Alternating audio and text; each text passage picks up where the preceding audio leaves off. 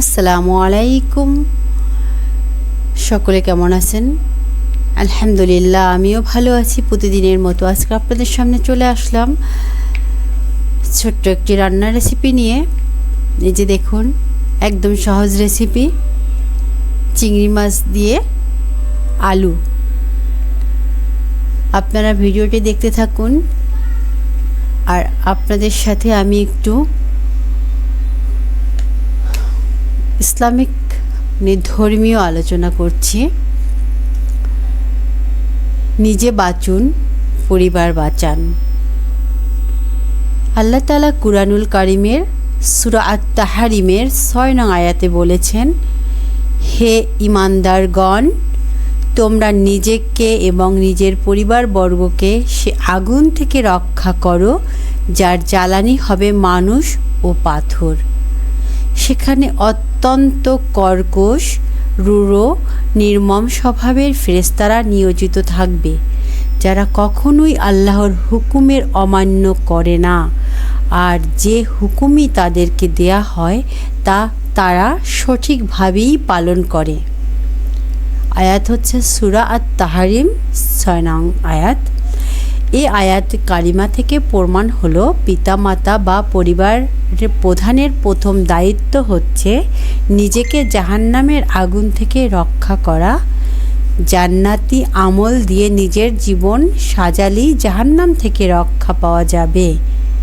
অতএব সবচেয়ে বড় দায়িত্ব হচ্ছে তার আহল বা পরিবার পরিজনকেও জাহান্নামের আগুন থেকে রক্ষা করার ব্যবস্থা করা।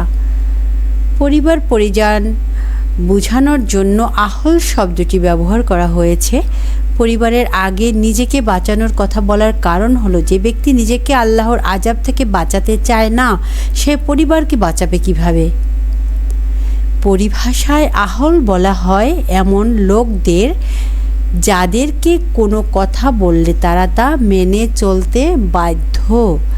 কুরআনের দৃষ্টিতে স্ত্রী, ছেলেমেয়ে, সন্তান সন্ততি এরা সকলেই আহল। তাফসিরে আহলের পরিচয় দিতে গিয়ে বলা হয়েছে, পিতা মাতার জন্য ছেলে মেয়ে, চাকর বাকর সকলেই আহল। মানে হচ্ছে পিতামাতার জন্য ছেলে মেয়ে এবং যারা চাকর বাকর থাকবে ঘরে, তারা সকলেই আহল।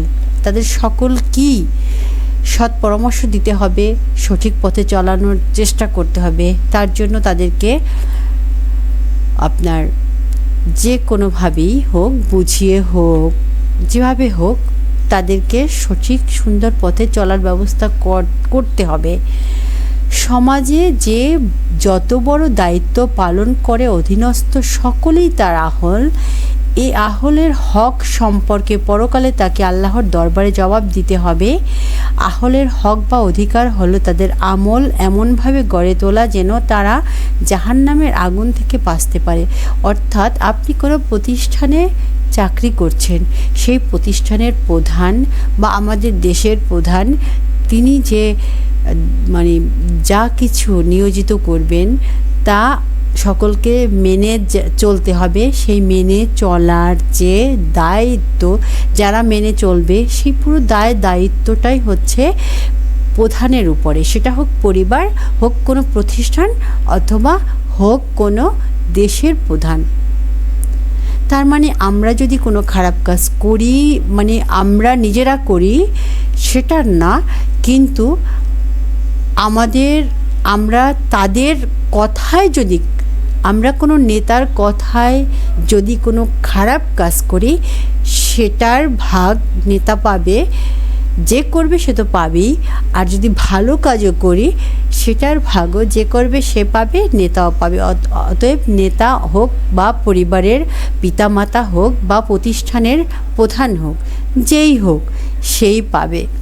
এটা দ্বারাই আহল বোঝানো হয়েছে।